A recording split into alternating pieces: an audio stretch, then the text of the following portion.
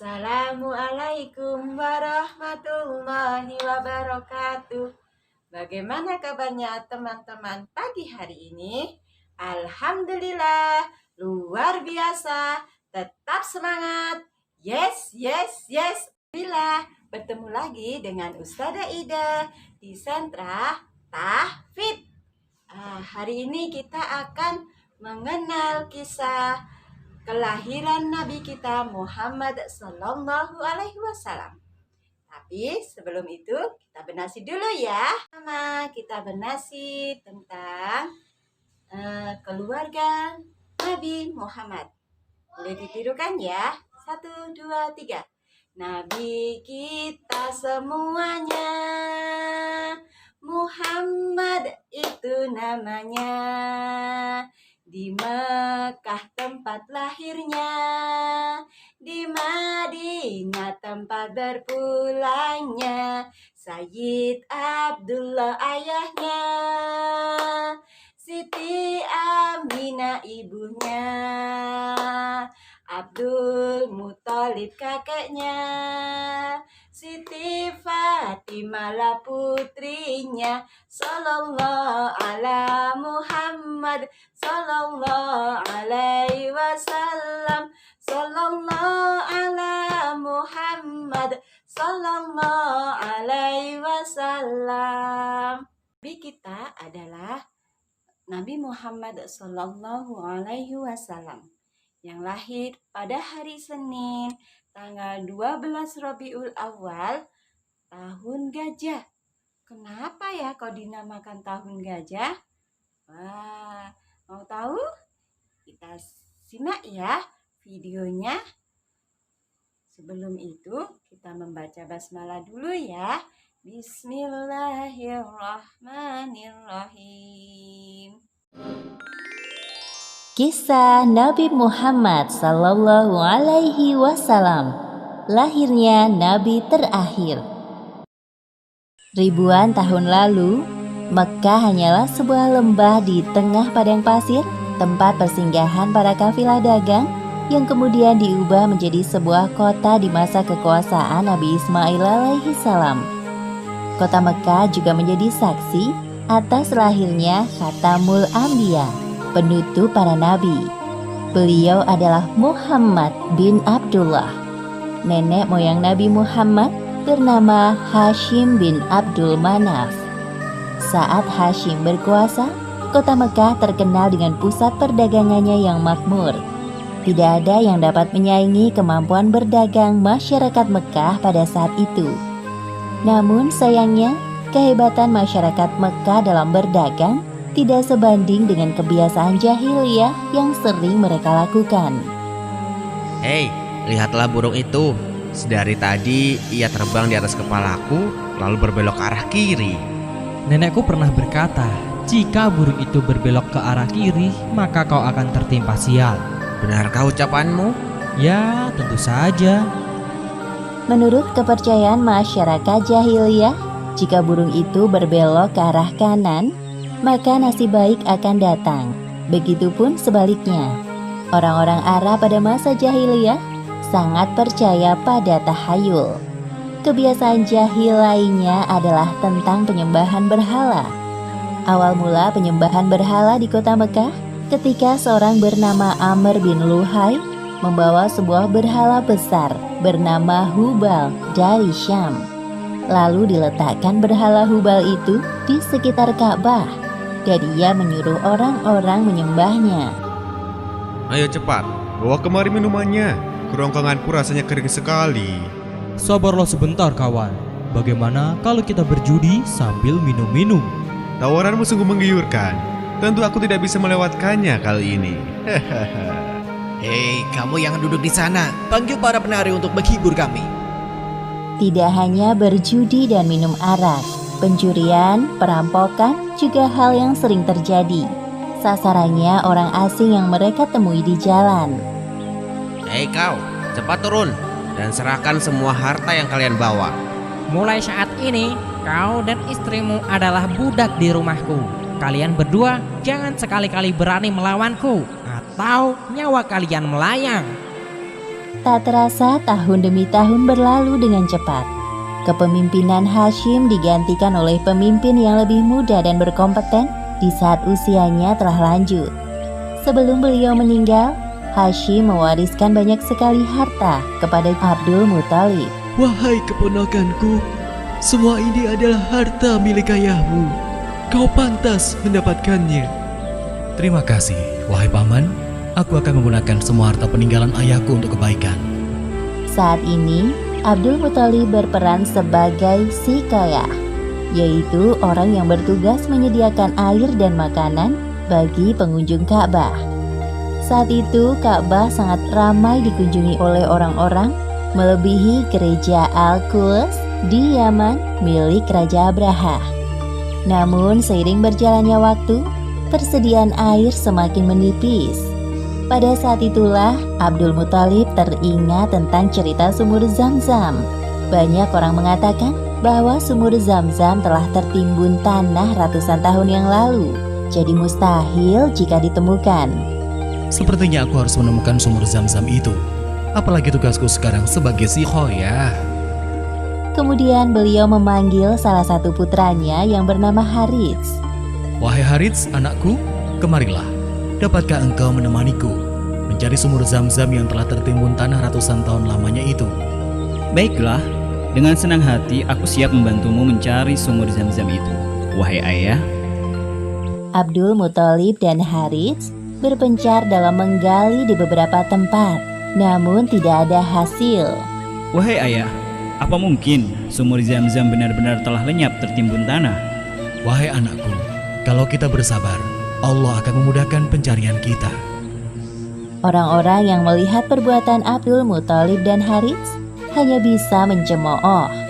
Wahai Abdul Muthalib, mengapa engkau mengerjakan perbuatan yang sia-sia? Sumur itu telah lama hilang tertimbun tanah. Benar yang dikatakannya.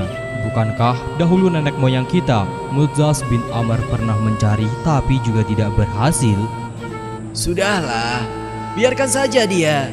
Lagi pula kita telah mengingatkannya. Abdul Muthalib terbangun dari tidurnya karena mendengar suara. Ia seperti mendapatkan petunjuk tentang keberadaan sumur Zam-Zam dalam tidurnya. Keesokan harinya, dengan penuh semangat, Abdul Muthalib dan Harits kembali menggali di antara berhala Isaf dan Naila. Tiba-tiba air memancar. Ayah, lihat, ada air. Alhamdulillah, ayo Harits, gali terus. Sekarang, dengan diketemukannya sumur Zam-Zam, Abdul Muthalib tidak khawatir lagi untuk memenuhi persediaan air dan keperluan bagi pengunjung Ka'bah.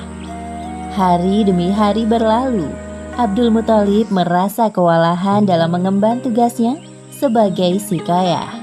Untuk itu beliau bernazar. Ya Tuhan, andai saja aku punya 10 anak laki-laki yang dapat membantuku, pekerjaan ini akan terasa lebih ringan. Jika engkau berkenan mengabulkannya, akan aku persembahkan untukmu 1 orang dari mereka. Ternyata takdir menentukan bahwa Abdul Muthalib memiliki 10 anak laki-laki. Saat mereka dewasa, dilakukan undian. Setelah diundi beberapa kali, nama yang muncul selalu sama, yaitu Abdullah, si anak bungsu. Wahai anak-anakku, sebenarnya hal ini sangat berat untuk aku lakukan. Tapi aku telah terlanjur bernazar. Sebenarnya tidak sampai hati, Abdul Muthalib mengatakan tentang nazarnya kala itu. Wahai saudaraku, jangan engkau lakukan itu. Batalkan nazarmu dan meminta ampunlah kepada Tuhan Hubal. Lalu apa yang harus aku persembahkan sebagai ganti dari Abdullah? Kalau engkau dapat menebusnya dengan harta, maka berikanlah itu kepada berhala agar mereka tetap berkenan kepadamu. Menurut kami, itu keputusan yang terbaik. Setelah melakukan perundingan cukup lama, diputuskan bahwa Abdul Muthalib harus menyerahkan 100 ekor unta sebagai ganti dari persembahan Abdullah. Abdullah adalah pemuda baik, sopan dan berwajah tampan. Banyak gadis-gadis Mekah yang tertarik dengannya, apalagi ketika mereka mendengar bahwa nyawa Abdullah setara dengan 100 ekor unta. Mendengar kenyataan bahwa Abdul Muthalib berencana menjodohkan Abdullah dengan anak dari Wahab bin Abdul Manaf, para gadis Mekah itu tentu kecewa. Allah Subhanahu wa Ta'ala telah menentukan jodoh Abdullah dengan Aminah, gadis yang memiliki nasab yang paling baik di kalangan suku Quraisy. Akhirnya mereka berdua menikah. Wahai istriku, musim semi telah tiba. Ini tandanya aku harus melakukan perjalanan dagang ke Syam. Pada saat itu, Aminah sedang hamil muda. Jika itu memang kewajibanmu, pergilah wahai suamiku. Meskipun sesungguhnya aku sangat berat untuk melepas kepergianmu. Simpan kekhawatiranmu, wahai istriku. Aku sekarang ini harus bekerja keras untuk calon bayi yang ada di dalam kandunganmu ini. Keesokan harinya, Abdullah berangkat bersama kafilah dagang yang lain.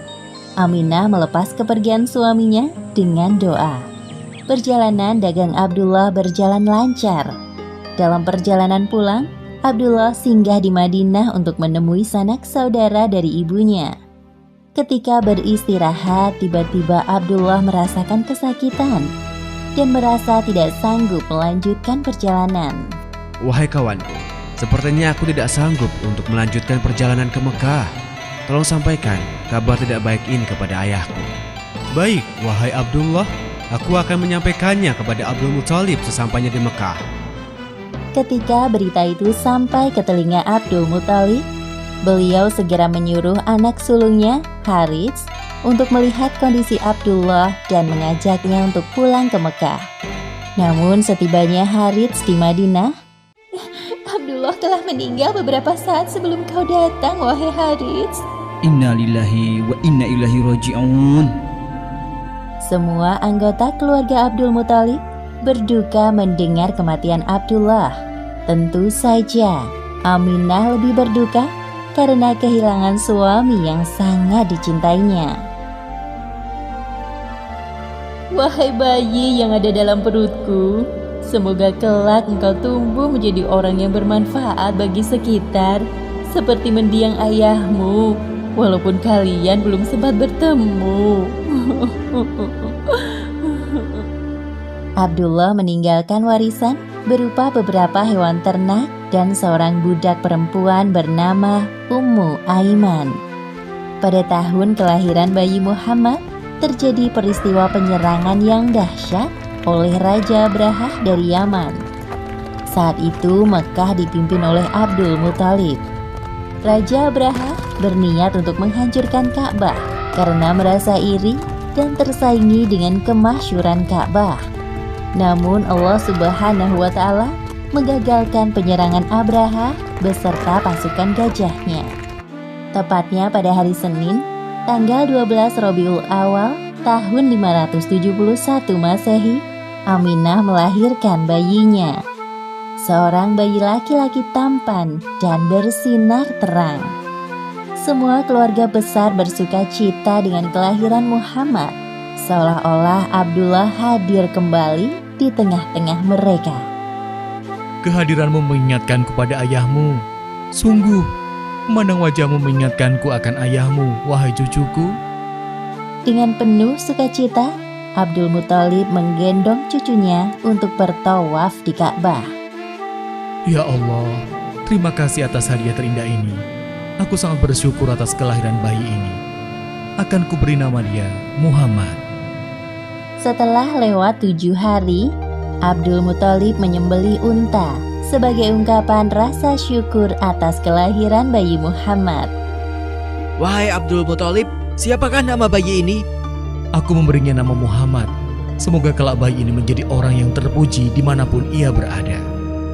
Aminah memandang bayinya dengan perasaan bahagia, seperti doa yang selalu ia panjatkan. Allah Subhanahu wa Ta'ala telah menakdirkan Muhammad menjadi orang yang berpengaruh dalam mengubah sejarah dunia. Seperti yang disebutkan dalam Al-Quran, Surat Al-Anbiya ayat 107. Dan tiadalah kami mengutus kamu, Muhammad, melainkan untuk menjadi rahmat bagi semesta alam. Demikianlah akhir kisah lahirnya Nabi terakhir Muhammad Sallallahu Alaihi Wasallam. Beberapa hikmah yang dapat kita ambil dari kisah ini, diantaranya, pertama, kesabaran dan niat baik dalam melakukan pekerjaan akan dimudahkan oleh Allah Subhanahu wa Ta'ala, seperti tekad kuat Abdul Muthalib dalam menemukan sumur Zam-Zam untuk memakmurkan Ka'bah. Kedua, jangan terlalu lama larut dalam kesedihan, karena semua yang bernyawa pasti mati dan digantikan dengan generasi baru, seperti kelahiran bayi Muhammad yang menjadi penyejuk hati bagi keluarganya setelah kematian Abdullah. Wallahu a'lam bishawab.